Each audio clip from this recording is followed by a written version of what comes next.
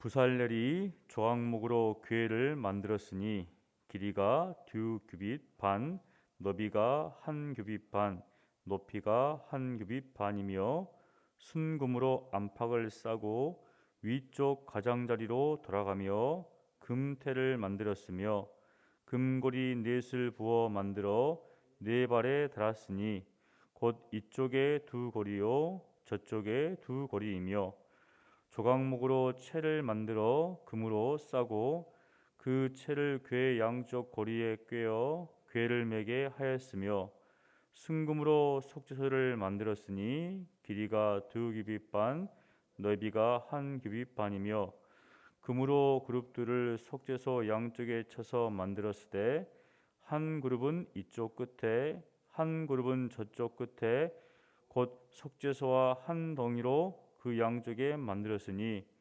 그룹들이 그 날개를 높이 펴서 그 날개로 속죄소를 덮었으며 그 얼굴은 서로 대하여 속죄소를 향하였더라. 그가 또 조각목으로 상을 만들었으니 길이가 2규빗, 너비가 1규빗, 높이가 1규빗 반이며 순금으로 싸고 위쪽 가장자리로 돌아가며 금태를 둘렀으며 그 주위에 손바닥 넓이만한 턱을 만들고 그 턱 주위에 금으로 태를 만들었고 상을 위하여 금고리 넷을 부어 만들어 네 발 위 네 모퉁이에 달았으니 그 고리가 턱 곁에 있어서 상을 매는 채를 깨게 하였으며 또 조각목으로 상멜 채를 만들어 금으로 쌌으며 상 위에 기구 곧 대접과 숟가락과 잔과 따르는 병을 순금으로 만들었더라.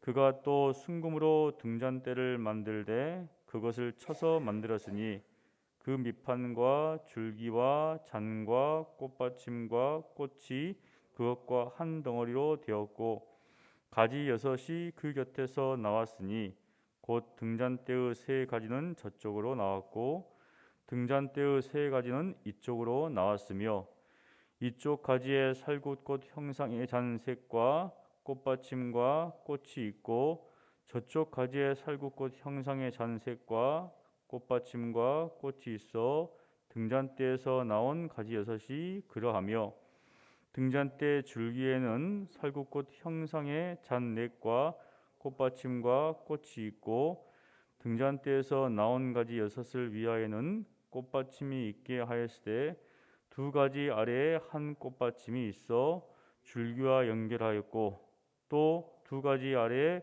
한 꽃받침이 있어 줄기와 연결하였고 또다시 2가지 아래에 한 꽃받침이 있어 줄기와 연결하게 하였으니 이 꽃받침과 가지들을 줄기와 연결하여 전부를 순금으로 쳐서 만들었으며 등잔 7과 그 불집게와 불똥 그릇을 순금으로 만들었으니 등잔대와 그 모든 기구는 순금 1달란트로 만들었더라.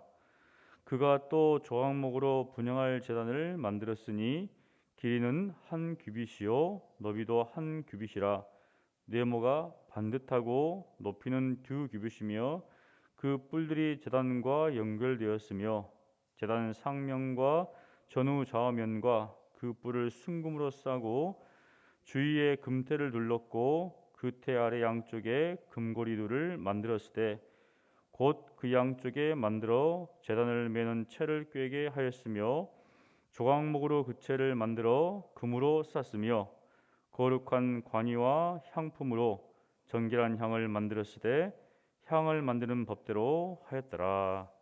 아멘. 37장은 성소 안에 놓아둘 기구를 만드는 때 법궤, 떡상, 등잔대 그리고 분향단 이 네 가지를 지금 만들었습니다. 이것을 감당하는 사람이 바로 부살렐입니다. 이 부살렐은 오홀리압과 함께 성막을 만드는 사역에 부르심을 받은 사람입니다. 이 부살렐이라는 이름은 하나님의 그늘에서 이런 뜻인데 성막 건축의 어떤 사역과 그 이름의 뜻이 부합하는 것을 볼 수 있습니다. 여기서 알 수 있는 사실은 하나님께서 자신이 거할 처소를 천사들이 아니라 사람들에게 맡기셨다는 겁니다. 또한 혼자서 이 일들을 감당케 하신 게 아니라 동역자들과 함께, 또 지혜로운 사람들과 함께 이 일을 감당케 하셨다는 겁니다. 초대 교회도 보면 마찬가지입니다. 바나바가 홀로 사역을 감당한 것이 아니라 다소에 있는 사울을 찾아서 함께 모여서 1년간 큰 무리를 가르쳤습니다. 또한 성령께서 이방인 사역을 감당케 하실 때 바나바와 사울을 이렇게 따로 함께 세워서 그 일을 감당케 하셨습니다. 이렇듯 하나님은 사람들을 세워서 바로 하나님의 일을 감당케 하신다. 그런데 우리가 함께 동역을 하지만 또한 각자 해야 할 고유의 어떤 사역들이 있습니다. 목사의 사역이 따로 있고 장로의 사역이 따로 있죠. 목사는 가르치는 장로로서 말씀을 가르치고, 장로는 돌보는 장로로서 성도들을 살피고 돌보는 것입니다. 하지만 당회 안에서 이 돌봄과 가르침이 서로 연합하면서 하나님의 일들을 합력해서 일을 이루는 것이죠. 그것은 우리가 속한 위원회와 또 부서 사역도 마찬가지입니다. 우리가 함께 어떤 목표를 향하여서 주님의 일을 위해서 협력하고 하지만 위원장과 부장과 차장과 부원들의 일들이 따로 있다는 겁니다. 자신이 맡아서 해야 될 일이 따로 있다는 것이죠. 그 일을 충성스럽게 잘 감당해야 하는 겁니다. 오늘 본문에 보면 부살열이 이 법궤와 그리고 떡상, 등잔대, 분향단을 만듭니다. 여기에 보면 석재소와 그리고 이 등잔대 같은 경우에는 굉장히 어떤 전문적인 기술이 필요합니다. 즉 전문적인 장인이 일들을 감당해야 한다는 것이죠. 1절부터 9절까지 보면 먼저 법궤와 석재소를 만듭니다. 이 궤의 길이는 113cm, 너비는 68cm, 높이는 68cm로 순분금으로 안팎을 싸고 언저리에 금태를 두르고 채를 끼워 들고 다닐 수 있도록, 운반할 수 있도록 양쪽에 각각 2개씩 총 4개의 고리를, 금고리를 만들었습니다. 그리고 이제 석재소를 만드는데 이게 조금 고도의 기술이 필요합니다. 그룹 둘을 석재소 양쪽에 쳐서 만들어야 했습니다. 부어서 만드는 게 아니라 일일이 망치로 쳐서 쫙 만들어야 되겠죠. 그룹들이 그 날개를 높이 펴서 그 날개로 석재소를 덮었으며 그 얼굴은 서로 대하여 석재소를 향하였습니다. 이 그룹이 석재소를 덮고 있다. 이것은 이제 보통 하나님의 임재의 상징입니다. 그래서 성막 안쪽 여기 보면 위에 딱 보면 그다음에 그 안에 지성소와 성소 사이의 휘장 보면 다 천사 그룹이 이렇게 그려져 있습니다. 하나님께서 임재하신 곳이다 해서 그룹도 있는 것이죠. 하나님께서 구에서 이스라엘을 만나 주시겠다. 하나님께서 구에서 이스라엘 백성들의 죄를 사해 주시겠다. 그런 의미죠.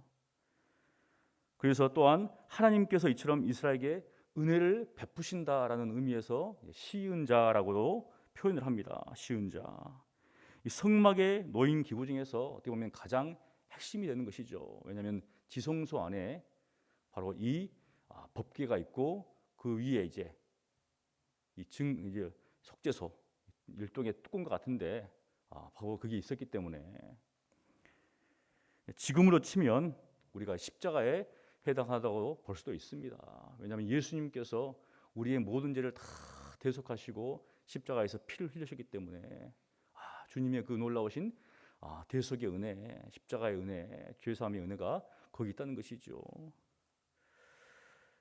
10절과 16절은 떡상을 만들었는데 길이가 90cm, 너비가 45cm, 높이는 68cm입니다. 상 둘레에 턱을 만들고 턱 주위에 금태를 들이고 또 뇌 모퉁이에 금고리 4개를 만들어 채를 끼워 운반할 수 있도록 하였습니다.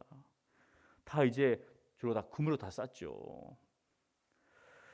17절부터 24절까지는 순금으로 등잔대를 만들었습니다. 이게 굉장히 좀 이제 전문적인 고도의 기술이 필요합니다. 그냥 금 덩어리를 가지고 이 등잔대를 그대로 쳐서 만들어야 되기 때문에 여러분들이 읽어봤지만 이 생김새가 도대체 어떤 모습일까? 밑에는 밑에 받침대가 있고 가지를 쭉 줄기를 쭉 내서 그 줄기 옆에서 어떻습니까? 각각 세 개의 가지가 나옵니다. 가지에 또 어떻습니까? 중간중간에 살구꽃 형상에 보니까 몇 가지 나오죠. 보면 잔색과 꽃받침과 꽃을 만드는데 이게 세 개씩 붙어 있다는 거예요. 지금 이렇게.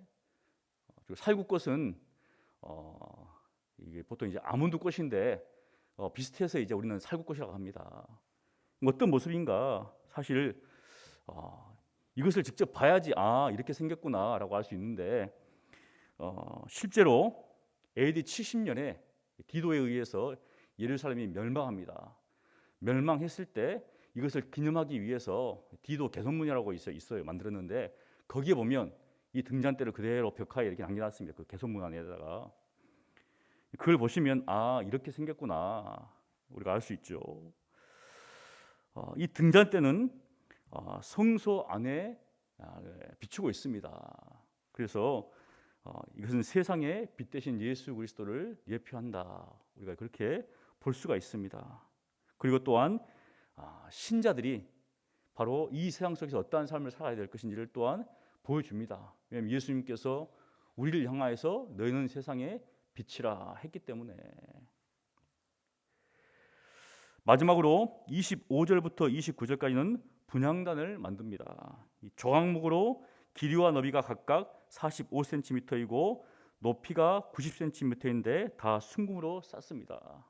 조각목은 시띠 나무라고 하는데 아카시아 나무입니다. 이제 그걸로 이렇게 만들었다는 것이죠.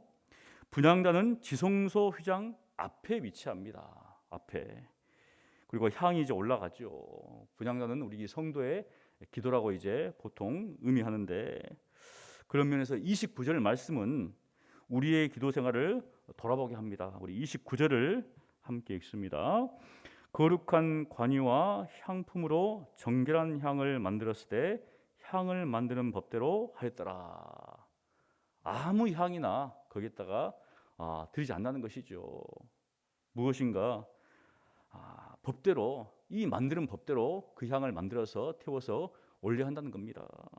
그런 것처럼 우리가 아무렇게나 자기 마음대로 기도하는 것이 가장 안 된다는 것이죠. 하나님의 뜻대로 기도할 때 하나님께서 그 기도를 들으신다. 사랑하는 성도 여러분, 이렇게 하나님께서 그 성소 안에 이렇게 기구를 만들게 하셨습니다. 자세히 읽어보면 어렵죠. 뭐 그림을 보면 딱 이렇게 들어오는데 하지만 각각의 분명한 의미가 있고 또 이것을 만들 때 하나님께서 하나님의 사람들을 통해서 만들었습니다. 그런 것처럼 우리에게 맡겨지는 그러한 사명이 있고 또 함께 해야 될 그런 사역들이 있습니다. 우리가 함께 주님의 일들을 감당함을 통하여서 하나님께서 기뻐하시는 우리 서문교회가 되기를 간절히 축원합니다. 우리 기도하겠습니다. 거룩하신 하나님 아버지 감사합니다. 오늘 말씀을 통하여서 하나님께서 하나님의 사람들을 통하여서 하나님의 일들을 감당케 하십니다. 함께 할 일들도 있고 또 따로 할 일도 있는데 하나님 우리에게 주어진 일들을 최선을 다하여서 충성스럽게 감당할 수 있도록 도와주시고 필요한 은사들을 허락하여 주셔서 일들을 넉넉히 잘 감당할 수 있도록 은혜를 베풀어 주시옵소서. 하나님의 뜻대로 또 하나님께서 말씀하신 그대로 저희들이 온전히 행할 수 있도록 은혜를 베풀어 주시옵소서. 감사하고 예수님 이름으로 기도합니다. 아멘.